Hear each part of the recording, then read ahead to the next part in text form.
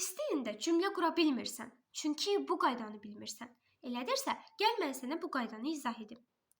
Azərbaycan dilində hər hansısa bir cümləyə nəzər salsaq, bu zaman Azərbaycan dilində cümlə strukturunun mübtəda plus ikinci dərəcəli üzv plus xəbər formasında olduğunu görərik.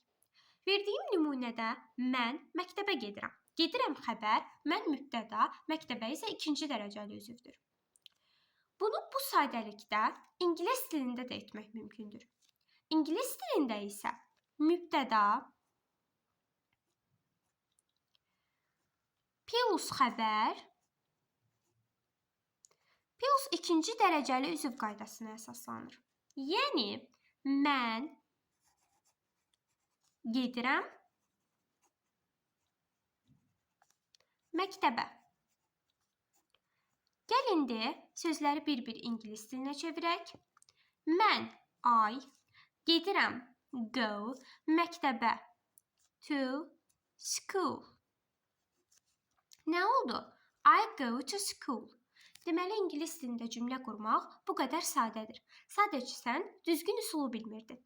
Daha çox üçün İnkTalk Akademi səhifəsini izləməyi unutma. Hələlik!